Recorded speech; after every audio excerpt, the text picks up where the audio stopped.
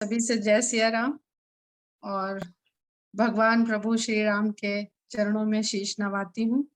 और जैसा कि आज सरस्वती माता के विषय में आज प्रसंग था, तो माता सरस्वती के चरणों में वंदना करती हूँ और ये आशा करती हूँ कि मेरी वाणी को भी सरस्वती माता अपनी कृपा प्रदान करेंगी और जो मेरा मन में विचार भाव है वो वाणी और शब्द के रूप में आप सब तक पहुंचाने में मैं सफल रहूंगी। तो मैंने जिस सोरठे का चयन किया है, मैंने थोड़ी चालाकी करी। जैसे ही सोरठे के ऊपर बातचीत आई, मैंने फटाफट रामचरितमानस खोला और कि सब लेने लगेंगे तो मुझे ढूंढने में दिक्कत होगी, तो जो पहला सोरठा आया और मैंने सबसे पहले नाम डाल दिया कि ये बुक्ड हो जाए तो हम इसको पहले डाल दें सबसे पहले।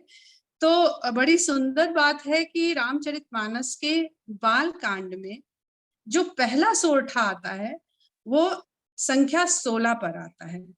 पर यदि हम ध्यान देते हैं तो जब हम रामचरितमानस का पाठ शुरू करते हैं तो संस्कृत श्लोक के बाद तुलसीदास जी ने वंदना के साथ ही रामचरितमानस का आरंभ किया है और प्रथम मास परायण उन्होंने केवल वंदना करी है। किसी को संसार में उन्होंने छोड़ा नहीं है। शुभ फलदायी अशुभ फलदायी, शुभ गुण वाले अशुभ गुण वाले, जितने भी लोग संसार में उनको समझ में आए उन्होंने सबकी वंदना करी है।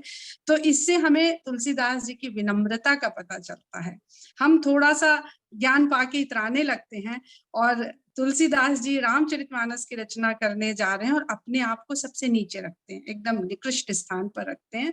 तो जो प्रथम संस्कृत श्लोक के बाद, स्तुति के बाद जो प्रथम 5 सोरठे आते हैं, वहां पर भी सोरठा शब्द सो ही लिखा गया है गीता प्रेस की तरफ से, और वो 5 सोरठे हैं।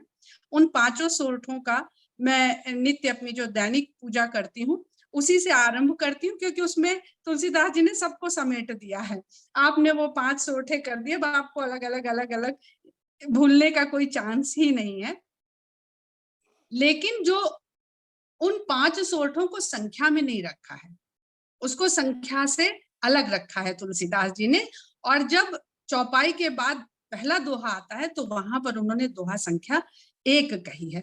तो इसलिए वो 5 सोरठे होते हुए भी उस संख्या में शामिल नहीं होते हैं। इस कारण से ये 16वां संख्या पर जो आता है सोरठा, ये रामचरितमानस का प्रथम सोरठा कहा जा सकता है। और प्रथम सोरठा जो है वो है बंदो अवध भुआल सत्य प्रेम जहि राम पद, बिछुरत दीन दयाल प्रिय तनु तृण इव परिहरि। तो सबसे सुंदर बात है कि तुलसीदास जी ने सूक्ष्म रूप में जो मनुष्य, जो जीव को मिलता है विचार, फिर विचार बनता है वाणी, भाषा, तो गणेश जी की, सरस्वती जी की, शंकर भगवान की, सबकी वंदना करते हुए आते हैं और फिर स्थूल की तरफ बढ़ते हैं, अयोध्यापुरी में आ जाते हैं और अयोध्यापुरी को नमन करते हैं, वंदन करते हैं। अयोध्यापुरी को वंदन करने के बाद वो राजा दशरथ और उनकी रानियों को वंदन करते हैं। अब दशरथ से तात्पर्य तो है एक ऐसा जीव, एक ऐसा राजा के रूप में है वो जीव, वो मनुष्य जो दशरथ कहलाता है। यानी ऐसा जीव जिसने अपनी 10 इंद्रियों को, 5 कर्मेंद्रियों और 5 ज्ञानेंद्रियों को उसने अपने कंट्रोल में रखा हुआ है, उसके नियंत्रण में है, ऐसा जीव ही दशरथ कहलाता है। और उधर हम नहीं जाएंगे, पर इस सोरठे पर आकर के तुलसीदास जी उनको दशरथ नहीं कहते हैं, अवध भुआल कहते हैं। अवध भुआल, अवध अगर हम शब्द पढ़ जाते हैं तो जहां किसी का वध ना हो उसे अवध कहते हैं। यानी जीव की वो अवस्था जहां वो अपने मानसिक विचारों में भी किसी का वध करने की न सोचे, ऐसी मानसिकता वाला, ऐसे विचार वाला राजा भुआल, अवध भुआल। तो दशरथ जी को वंदना करते हुए तुलसीदास जी वहां पर उनको अवध भुआल कहते हैं।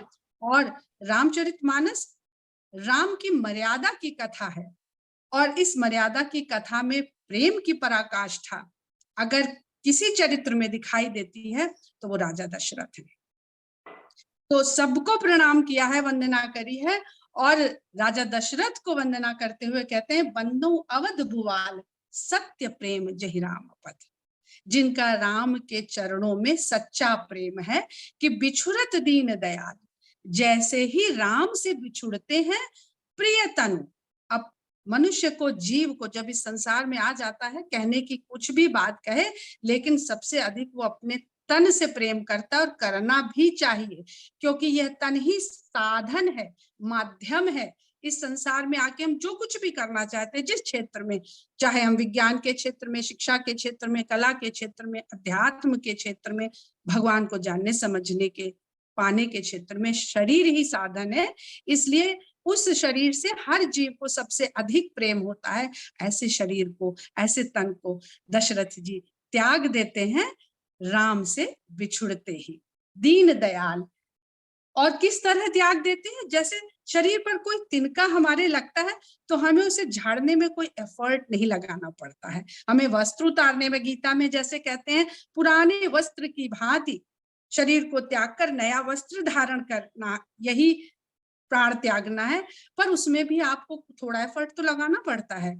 पर दशरथ जी यहाँ पर उस शरीर को ऐसे त्याग देते हैं जैसे शरीर में कोई घास का तिनका लग जाए, हल्का सा ऐसे झटक दीजिए, कुछ भी ना करिए, फूंक सी मार दीजिए, वो छूट जाता है तिनका आपसे। तो ये मुझे इसलिए बहुत ही, जब मैंने इस सोरठे को पढ़ना शुरू किया तो मुझे लगा कि प्रेम का जो प्रथम वर्णन आता है रामचरितमानस में, वो दशरथ जी के द्वारा आता है। और देखिए तो दशरथ जी के बाद ही, तुरंत बाद, उन्होंने विदेहराज का वर्णन कर दिया। अब विदेहराज से तात्पर्य है कि जिसे अपने देह से भी मोह नहीं है। जिसे अपने देह से मोह नहीं है उसके लिए आसान है संसार को छोड़ना, पर जिसे अपनी देह से प्रेम है वो दशरथ हैं। विदेह तो बहुत ज्ञानी थे, और दशरथ जी ने तो वरदान ये मांगा था कि हमारे तो ध्यान से कभी ये आए ही ना कि आप भगवान, हम हर अवस्था में आपको अपना पुत्र ही समझे और पुत्र प्रेम से ही आपको हमेशा चाहते रहे। जबकि कौशल्या माता ने माना था कि हमको ये ज्ञान, ये बोध बना रहे कि आप कौन हैं। पर दशरथ जी ने कहा था हमें इससे कोई मतलब नहीं है, हम सिर्फ पुत्र प्रेम से ही आपको देखना चाहते हैं। तो अगर विदेह विद्वान है, ज्ञानी है, जनक जी विदेह राज कहलाते हैं, पर दशरथ जी जो है ऐसा व्यक्ति जिसको अपने मन पर, तन पर, सब पे नियंत्रण है, वह प्राण को त्याग दे, ये प्रेम की पराकाष्ठा है। तो ये मुझे बहुत ही सुंदर लगता है। और प्रेम का परिचय ये दशरथ के द्वारा रामचरितमानस में होता है। आगे बहुत प्रेम के चरित्र मिले हैं, भरत जी मिले हैं, हनुमान जी मिले हैं, और माता सीता और राम के प्रेम का तो वर्णन कहना ही क्या, अभी कल ही परसों विवाह और ये सब हम लोग सुन रहे थे। पर जैसा किसी ने भी उस प्रेम के राम से बिछुड़ते समय प्राण नहीं त्यागे हैं। प्राण अगर किसी ने त्यागे हैं तो एकमात्र दशरथ जी हैं। तो इसके बाद जो मैंने सोरठा लिया है, ये भी बहुत ही सुंदर सोरठा है, और 51वीं संख्या है इसकी। ये लाग न उर उपदेश, जदपि कहु शिव बार बहु, बोले बिहसी महेश, हरि माया बल जाने जिए। अब यहाँ से कथा का एक बनने लगा है, भूमिका सी बनने लगी है कि यूं तो ये बीच का प्रसंग है, रामचंद्र जी सीता माता को खोज रहे हैं, दुख में हैं, विलाप कर रहे हैं, और सती को शंका आशंका जो भी हो जाती है। देखिए, शंकर भगवान और सती लौट कहाँ से रहे? अगस्त के यहाँ से, भगवान की कथा सुनकर। लाख आप कथा सुन लीजिए, लेकिन अगर पात्रता नहीं है, अगर अधिकारी आप नहीं हैं, तो उस कथा को सुनने से होगा कुछ नहीं।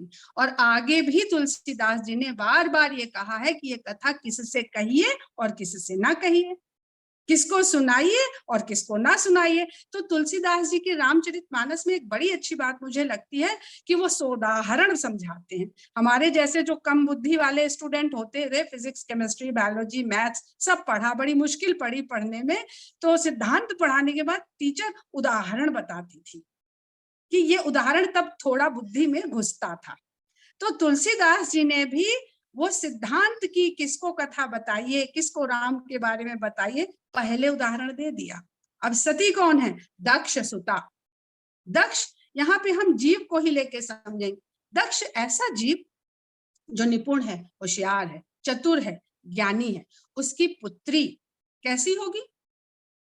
पिता के ही गुणों को वो भी अपने अंदर कैरी करती हुई आएगी, तो उनको भी अपने दक्ष होने का मान है। कथा सुन के आ रही है अगस्त्य जी के यहाँ से, और जब शंकर भगवान जय सच्चिदानंद कह करके राम को संबोधित करते हैं, तो तुरंत मन में शंका आ जाती है कि नहीं, जिनको हम सुन के चले आ रहे हैं वो भला इस शंका से, वो जाने दीजिए उस काल से लेके आज काल तक कोई मुक्त नहीं हुआ है, और हम लोग बहस करने लग जाते हैं, साबित करने लग जाते हैं। अरे जब शंकर भगवान ने नहीं साबित किया तो हम लोग क्यों परेशान होते हैं साबित करने के लिए? पात्रता होनी चाहिए। वही पार्वती ने जब प्रश्न किया है, प्रश्नकर्ता बहुत महत्वपूर्ण है। किसी भी, हमारी पूरी रामचरितमानस संवाद से ही आगे बढ़ी है, और संवाद में एक जिज्ञासा आई है, तो प्रश्नकर्ता का यह देखना चाहिए कि उसके अंदर जिज्ञासा है कि शंका है। अगर शंका है तो आप नमस्ते करिए, शांति से शंकर भगवान की तरह बैठ जाइए, और उसका जो होना है होने दीजिए। ये वही जो राम रचि राखा, को करी तरक बढ़ावे शाखा। लेकिन अगर पार्वती की तरह उसके अंदर जिज्ञासा है, तो निसंदेह आप उसको बैठ के विस्तार पूर्वक पूरी कथा सुनाइए, सब कुछ बताइए, क्योंकि पात्रता उसके अंदर होनी चाहिए। तो शंकर भगवान कहते लाग न उर उपदेश जदपि कहो शिव बार बहु। अब शंकर भगवान के बार बार कहने से भी जब सती को नहीं समझ में आया, तो हमारी और आपकी भी साथ क्या है? इसलिए किसी से बिल्कुल भिड़िए ही नहीं। आगे कहते हैं कि बोले बिहसी महेश, हंसकर बोल रहे हैं, बिहसी। हम लोग इरिटेट हो जाते हैं, तुरंत इरिटेट हो जाते हैं। तो बोले बिहसी महेश हरि माया बल जान जिय। हर की माया के बल को हृदय में जान करके आगे जो भी कहते हैं वो हम सभी लोग जानते हैं। हम इसी सोरठे पर रहेंगे और इसके एक एक शब्द को समझने का प्रयास करेंगे। हरि माया बल, ये बहुत इंपॉर्टेंट शब्द यहाँ पर तुलसीदास जी ने किया। और हरि माया बल को जान कौन रहा? हर हर हर महादेव। हर और हरि में कुछ ज्यादा अंतर नहीं है, एक छोटी की मात्रा का ही अंतर है, और यही छोटी की मात्रा माया है, और यही माया का बल है। हम लोग बचपन से पढ़ते चले आ रहे हैं कि शव में जब शक्ति का ई जुड़ जाता है तभी वो शिव हो जाता है। ये सब हम जीवों के लिए कहा जाता है, और वही ई का खेल यहाँ भी तो है। वही हरि है, वही हर है। तो जब वो संसार को रचने के लिए, संसार का पालन करने के लिए शक्ति को धारण कर लेता है, तो वही हर हरि हो जाता है। वो माया का संचालन, माया विष्णु के अनुसार चलती है, क्योंकि विष्णु संसार का पालन करने का जिम्मा है। तब भगवान शंकर उस माया को नमन करते हैं, प्रणाम करते हैं। माता एक ही है, कहीं कहीं कोई रूप बदलता नहीं है। एनर्जी जहां जैसी जरूरत होती है वैसे रूप लेके वो काम करती है। वो हम स्पेस से लेके अपने घर की रसोई तक उसको देख सकते हैं। तो यही यहाँ पर कहते हैं कि हरि माया बल। अब वो तो हर है, जो हर है वही हरि है। एक माया का ही, माया स्वयं दम्भी नहीं होनी चाहिए।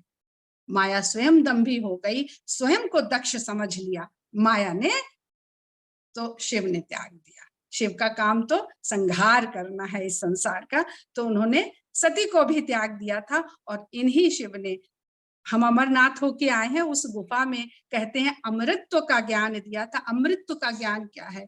यही रामचरितमानस सुनाई। हर तंत्र योग, जितनी भी विद्या, देखिए शंकर से बड़ा गुरु कोई नहीं है इस संसार में। कोई अपने आप को गुरु ना माने, क्योंकि गुरु का पद सिर्फ शंकर को प्राप्त है, और शिष्य का पद केवल पार्वती को प्राप्त है।